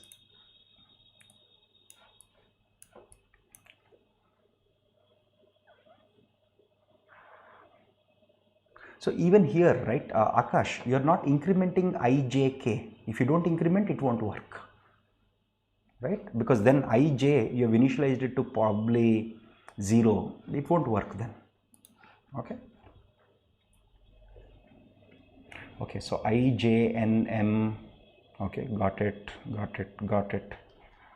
Okay, then you are incrementing. Okay, this seems to be correct. Again, I'm not checking it line by line, but intuitively it seems to make sense. Okay. Okay, somebody wrote actual code. Cool. Again, you can just, okay, merge the smaller list into the newer list in sorted order. How do we do that, Sachin? How do we do that? Can you please elaborate on that? And what if both the lists are roughly the same size? Okay, cool. Yeah, so I think most of you got the logic, which is good, right? So this is a very interesting approach. Yeah, so this is one of the questions that I wanted to discuss. Again, as usual, I want to spend some time with general Q&A. So if you have any questions, since we are already at 8:35, let's spend a few minutes and I'll try to tackle some questions of yours, and I'll try to answer as many as possible. I have the chat window open on my phone. I have the note. So very nice. Vaibhav has a very good question. Can you get more practice problems? One of the best websites I know, which I really like personally for all of this is, let me show you that. All of you can see my thing, right? So again, let me go to LeetCode in incognito, because I think I have a paid account. Okay, just go to LeetCode. The reason I like LeetCode is because you can practice the problems there itself, right? So just go to problems. Again, LeetCode is designed to help folks crack software development engineer roles. And as I've mentioned multiple times in my previous discussions, the hiring bar for software engineers in terms of programming is significantly higher than data science and machine learning folks. And especially if you come from a computer science background, it's surely more. So my suggestion to all of you is start with easy problems here. Start with easy problems. right? Start with simple, easy problems. Try to write code. Again, the reason again, you can play with this without a paid account. It's a very nice website, and it works really well. I really like it. It's a nice curation of thousands of problems. Oh, see, look at this. Merge two sorted lists. Yeah, so this is a question that we just checked, right? It's a very common question, right? So if you see, okay, look at all the companies. Okay, I can't see it. Okay, I think this requires a paid account. Okay, got it. But I think I have a paid account. Let me see. I'll show you which all companies it's actually asked so that you get a sense of what's happening. What is the problem called? Let me just see. What is the title of the problem? Merge two sort. It's an easy problem, simple problem, but it's asked a lot of times. So merge two sorted lists. Okay, look at this. I think I'm logged in. I'm not sure. Yeah, I think I'm logged in. So look at this. Look at all the companies that it is asked in. So 64 times they've seen this asked at Amazon, 10 times at Adobe, 10 times at Capital One, Microsoft, Google, like in the last 6 months, right? Again, this data is only available if you have a paid account, right? It's a very common standard problem, but otherwise this is considered an easy problem. And my suggestion to you is there are two aspects to practicing programming, right? Two very important things. First is design the solution. Design the solution, get the good time and space complexity, then write executable code. Write code. Some of these easier problems are very often asked by a lot of top companies. Everybody knows that these are easy questions, but still they ask these questions to see if you can write code. Designing the solution is fairly straightforward very often. It is writing the code that a lot of people make mistakes in by not handling the boundary cases. So my suggestion to you, if you want to improve your programming skills, take one problem a day, start with easy problems, then you can go and look at medium level problems. You may not need to worry too much about hard level problems, even at top product based companies for machine learning and data science roles. For software engineering roles, we have a completely different course called interview prep course, where we solve actually a lot of hard problems, which are also there on LeetCode, right? So again, most of these questions are public knowledge. You'll find this not just on LeetCode, but many places. The reason why I like LeetCode is because you can go and write code yourself and solve the problem, right? So my suggestion is try and solve easy and medium level problems, because that will help you practice in code, right? If you want to become a better programmer, this is a great way. There is another suggestion that I can give you, right? So write code using LeetCode. Okay, this is one suggestion. There is another suggestion I can give you. So this is one suggestion. This is a general suggestion both for software engineering and machine learning data science roles. The problem with LeetCode is lot of stuff that you write LeetCode is designed for software engineering, not as much for machine learning roles. So for machine learning, I have another suggestion, which is implement each of your algorithms from scratch. Implement your algorithms from scratch. And implement inbuilt functions from scratch. Right? I think I've mentioned this in previous live sessions on the same topic. For example, in one of our assignments, we ask students to implement logistic regression model from scratch. Do it for decision trees, do it for random forest. Again, we have one assignment where we ask students to implement a small part of backpropagation. So there are two advantages of implementing algorithm from scratch. One, you become very good at code. Number two, your depth of understanding of the concept increases. For example, I have a friend at Flipkart, and he asks people in an actual interview. He gives them like 45 minutes and he says, let us implement LSH for cosine similarity. This is an actual interview question, right? He says, let's implement, because a lot of people say, hey, KNN is one of my favorite algorithms, all of that stuff. So he simply says, okay, let's implement basics of, I'm not looking for the best implementation of locality sensitive hashing, but can you implement a basic locality sensitive hashing for cosine similarity in 45 minutes, write Python code. This is an actual interview question that somebody asks, right, at some of these top product based companies. So this is a very good strategy that you can follow in addition to practicing problems on LeetCode. LeetCode is general software engineering problems. Cool. Okay, so let me answer other questions. So Bhavesh has a question which is, oh, very nice. So Vaibhav, okay, so there are also other questions. Is lead code premium worth it? I don't know, to be honest with you. I pay from my personal pocket and I like it. I like some of the problems there. I try to solve a hard problem whenever I get some time, just for fun. Okay. So yeah. I mean, it's up to you. There are enough number of free resources, so you don't have to worry about it. So Sharath also says, yeah. So we have another video which is how to prepare for software engineering companies in 100 days. It's on our YouTube channel. Please check that. So Bhavesh, very nice question you're asking. Can we make web apps from the case studies of our course? Please do. We are encouraging students. Our mentors are also working very closely with our students to build web apps nowadays, right? If you know Android programming or iOS programming, we will help you build iOS and Android apps also. Don't worry. If you don't know that, let's build simple web apps. So Prithvi says how to improve programming and coding skills. The only technique, Prithvi, I know is practicing. To be honest with you, if you ask me how did I build my programming skill, probably in my BTech first and second year, I would have written code for, like, I started my programming journey in my 12th class. And of course, I became a serious programmer only in my BTech first year. But I think I would have written hundreds of programs in my BTech first and second year using all the data structures algorithms that I'm learning. But in general, I've written hundreds of programs in my undergraduate level. That's what improved my programming skills. So if you really want to improve your programming skills, these two strategies, we have seen students, our own students, even students who come from non-CS backgrounds. One simple rule of thumb is solve one question a day if you can.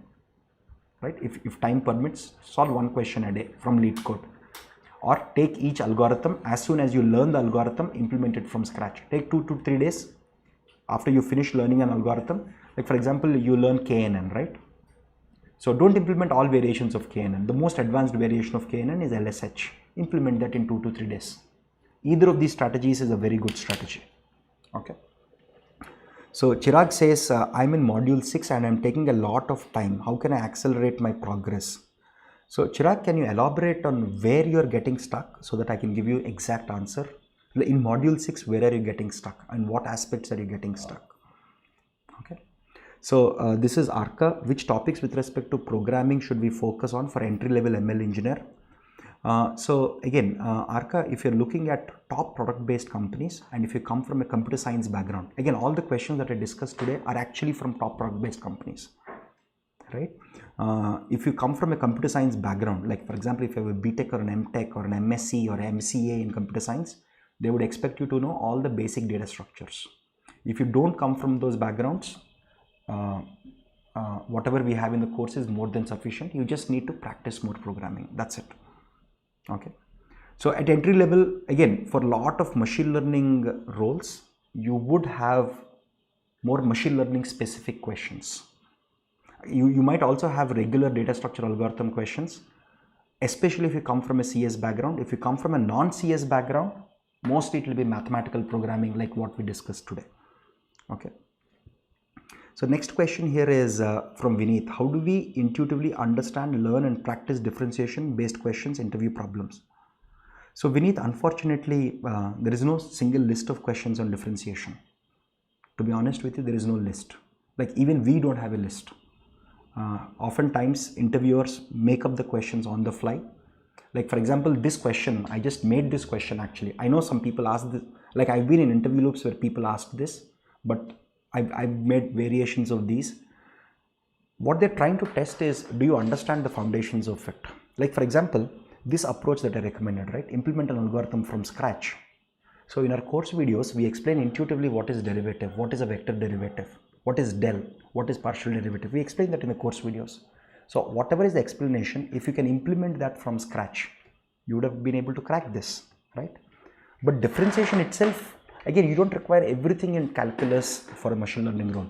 For example, we don't use much of differential equations, which is mostly used by mechanical engineers, civil engineers, electrical and electronics engineers. We don't use that much. So as far as differentiation is concerned, I think 2-3 things are important. First, differentiation concept. Second, differentiation in the context of stochastic gradient descent, Adam, all these optimizers. Third, differentiation in the context of backpropagation. So whatever we have explained in the course videos and our assignments would be more than sufficient to solve all of them. If time permits, please try to implement each of the concepts and algorithms from scratch. That will be sufficient. Okay. Should we practice in Python or C++? Python is good enough. But if you're again, the reason I personally recommend Python is because there are a lot of good libraries in Python for machine learning. Right? Also, even for coding, there are a lot of good libraries. But if you know C++, you can also practice in C++. You have to be more careful in C++ with respect to all the pointer arithmetic, all the memory deallocation. You have to be careful with those aspects. But bottom line, you can write code in any language.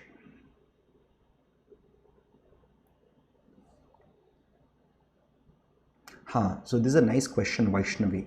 So in some interviews, people are giving a hard problem for 100 marks. Yes. So, and they would not give you all the test cases. That's a very nice question. So Vaishnavi, the test case thing, like, I mean, that's intentionally done. I've been in interview loops where, especially for software engineers, where they would give a hard problem with a lot of boundary cases. For example, I'll explain you a couple of boundary cases, right? Merging both these arrays, right? What if this array is an empty array? That will be one test case. So ask yourself, so the best way to think of test cases is think of all the cases where your code will fail. What if b.length is 0? Would your code still work? What if a.length is 0? What if some elements of a are non-integer or non-numeric values? Would your code still work? Right? So all these boundary cases you will have to handle, because that's what is designed in these test cases.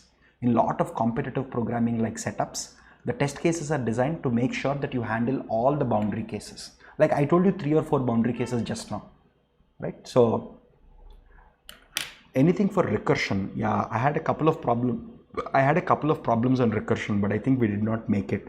Surely, Rajat, next session, I'll just focus completely on recursion only. Okay, I'll surely do that. So Aniket, how do we remember syntax? Does it come with practice? Yes. Cheat sheets are also very useful, Aniket. You're right about it. Like for example, I forget syntax a lot. You will be surprised how much syntax I forget. I Google search, to be honest with you, right? So I'm terrible at remembering syntax, classes, functions, all of that. I know the concept, but I don't remember the syntax. So most often whenever I'm writing code, I have Stack Overflow and I have the function reference next to me, because I know 100% I'll make mistakes. It's a very common thing, happens to all of us. But from my own experience, if you write code more and more, those things will become more easy to you, more comfortable, that you don't have to Google search the syntax. Okay. Okay. So Shauminil says, can you suggest some good material or blogs for time and space complexity? So we have actually a course where there are a lot of free videos that you can check out. Let me just show you that. Okay. So this course is designed for GATE Computer Science. It's called gate.appliedroots.com. This is also done by us. So you can go to free videos on this, right? If you go to free videos, there is data structures and algorithms, right? There are a lot of free videos here. Okay. So a lot of what you see, so all the time and space complexity, right? So there are a lot of free videos in this, which you can easily access free of cost. So if you want a good recap on, so Shauminil, if you want a good recap on basic asymptotic analysis or time analyzing an algorithm, big O notation, so this is hardcore CS, right? So in this there are I think the first 2 chapters are freely available. Yeah, I believe if I'm not wrong, even the 3rd chapter is freely available. So just log in and check out all the free videos. You will get more than sufficient for time and space complexity. Okay, cool.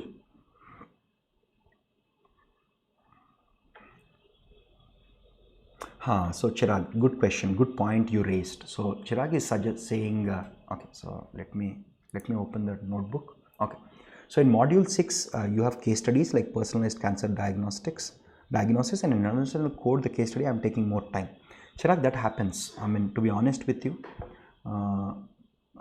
understanding the code for the case studies certainly takes more time, because there is more code also to understand. My suggestion to you, Chirag, is as follows. If you're short on time, try and understand logically each chunk of code. Don't go line by line, right? Because as long as you understand the steps, as long as you understand the logical chunks of code, and as long as you're sure how to write that code, because you must have done some assignments by now, right? Then you don't have to go line by line and understand every line, right? Because you know that as long as you understand each chunk of code or each function and what it does, and if you are sure that you can do it yourself, you don't have to go line by line.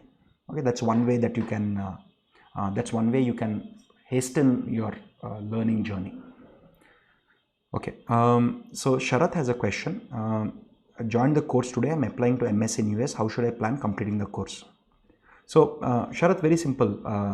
I mean, my suggestion to anybody who is planning to pursue a higher studies is try and write more blogs, maintain a GitHub profile.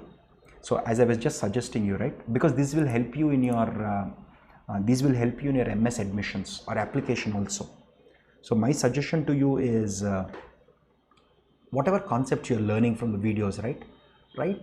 Try to write one blog a month, right? Or even one blog every 15 days. And try to implement one code, one simple algorithm from our course videos every month. Like let's say you take a random forest, implement random forest. Not the best of implementations, but a basic implementation, put it on your GitHub profile. These are things which will help you in your MS application. And except for this, there is nothing different from a regular student. Everything else is the same. Just focus on more mathematics, focus on the foundational techniques, focus on code. These are very, very similar to what we recommend others also. Okay. So Vachan has a point, which is that you have taken a software engineering role for 15 months, gap from software engineering to work in a startup in a non-technical role. I've done masters already. I took course to learn ML. Okay. So that should not be a problem, Vachan. Again, people from software engineering and machine learning backgrounds join startups and do non-technical work also. That's perfectly okay. That should not be a major deal. In your experience, you say that for 15 months I joined a startup in a critical role and this is the work that I've done. That should be all right. So Vaishnav has a point, which is how important is the knowledge of data structures and algorithms for non-CS background. Again, most people who come from non-CS backgrounds will most likely join either as data analysts or as data scientists. Okay, in most companies. Most likely you may not be able to join in a software engineer type of role or a machine learning engineer type of role. There is a video that I have made. I think this is one of the previous live sessions, right? So let me just show you that. AppliedAICourse.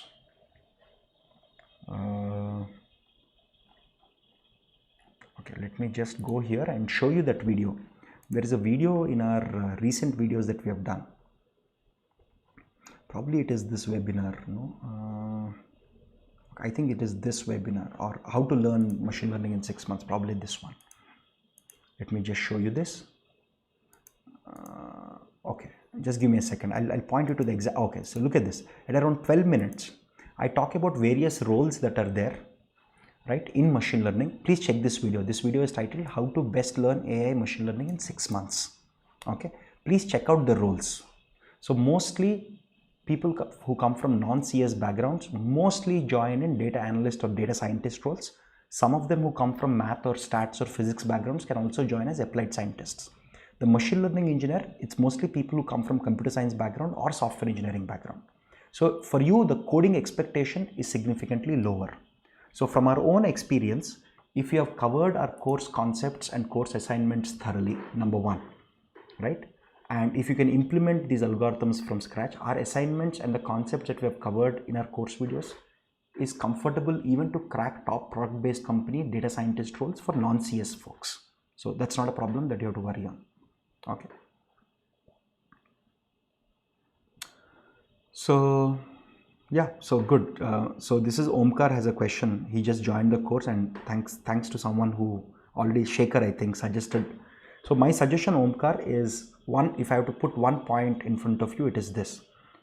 Of all the students who successfully complete and transition, there is one key attribute or key feature of those students. Those students are diligent. They are not the smartest students who complete the course and transition to machine learning careers. They are not the smartest. We have seen students who have even 50-55% in BTech who have done it. right? We have students from top universities who do not complete it, right? So the most important parameter for completion of the course is discipline with respect to putting in consistently 2 hours a day minimum. Try to put in at least 12 to 15 hours a week consistently. It's not that you put in for 1 week, next week you don't do it. No, that won't work. If you put in the effort consistently, ask us wherever you are stuck, we will help you. Because we track this data. In our own data, over 96% of people who put in that effort of 2 hours every day or the 12 to 15 hours a week on an average tend to complete the course and successfully transition, right? So that's the most important thing. So Amrit has a question, which is how important is to cover live sessions in the module. So Amrit, the way we have designed live sessions is they're additional content. So within the live sessions, if there is anything important, we have added it to the course videos. So if time permits, at least check out 1 or 2 live sessions. Module 1, we have added more live sessions, especially for people who are not confident with programming. If you're confident with programming, don't worry about going through all the live sessions. Even this live session will be added at the end of module 1.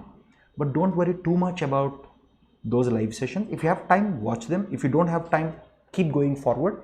And as and when you complete the rest of the concepts, you can always go back and rewatch them. That's what we would recommend. Okay. Okay. So Sai Sushant has a question, which is, we did cover RNNs, LSTMs in depth, yes. Can we do one session on applications of them like binary adder or n-bit adder? Like Sai Sushant, the binary adder or n-bit adder, right? That comes mostly from your hardware or digital logic design. This is actually not used in practice. Like we don't use an RNN or an LSTM nowadays to build an n-bit adder. We don't do it much. So there is no point in going through that because it has no real world implication or real world application, right? Cool. Now Shubro has a question, which is a 10-year experienced guy in SQL. How should he concentrate on system design or ML? So Shubro, I think if you are looking for a career in machine learning and AI, you should focus on machine learning and AI. Within machine learning and AI, we have a lot of case studies where we discuss about designing a machine learning solution. You can focus on those as you progress through the course, and probably when you do case studies, we can do case studies which have some system design components to it. Okay.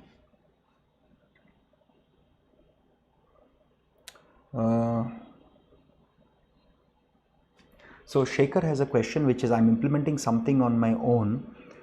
Again, Shekhar, shoot an email. We'll try our best to answer your question, but please give a detailed explanation because we don't understand your context. We'll try our best to answer your general questions or on projects that you're working outside our mentorship. But a better thing, Shekhar, for you would be finish the 15 assignments. We will help you in this as part of your self-case study, because then there is a dedicated mentor who will sync up with you on weekly basis, discuss the problem, tell you next steps. That way you can also move faster. Okay. So which good book to go for data structures? Reader friendly? Shravanti, I actually don't know, because the only major book I've read for data structures is this book called Introduction to Algorithms by Cornel Leeserson. I've not read much of data structures books because this is like literally the Bible, like one of the best books. I've not read less technical books, to be honest with you. So I'll have to talk to my team and get back to you on that. Yeah, so I can't think of anything at the top of my head.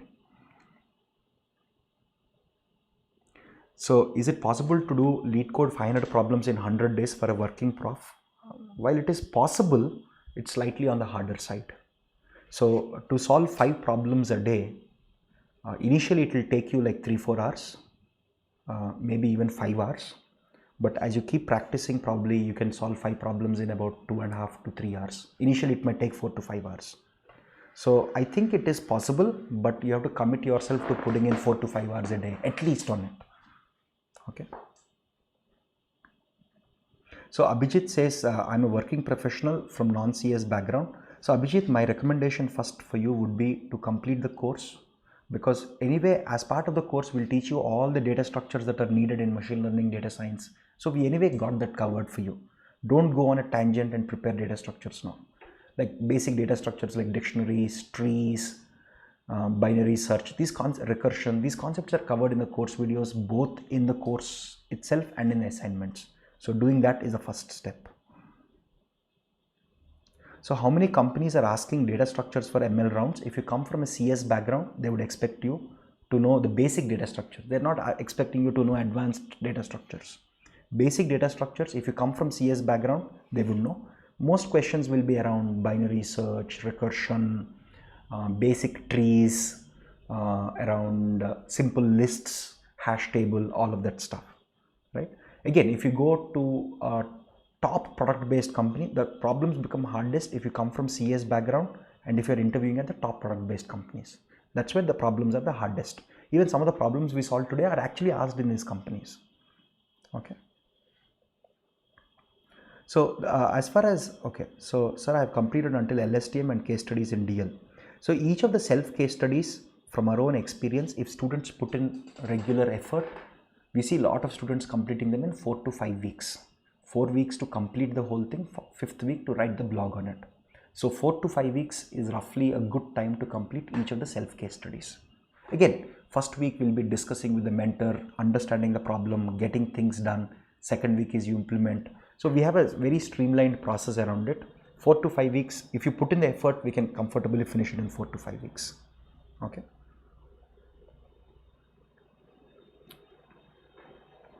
So Rajat, okay, so Rajat says that the Microsoft malware case study has 3 parts, and I think he missed one part. So Rajat, if you have submitted it, it will not be rejected. There is nothing like rejection.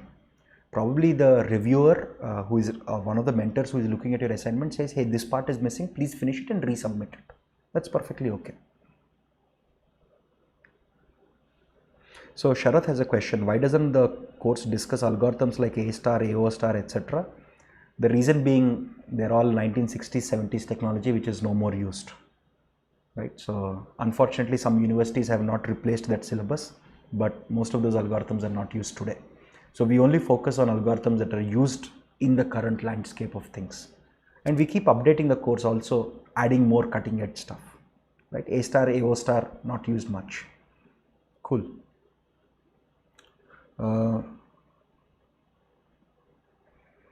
So Prithvi, I think you have a confusion with the attention assignment. Let me know what is your question and our team will help you resolve it as soon as possible, right?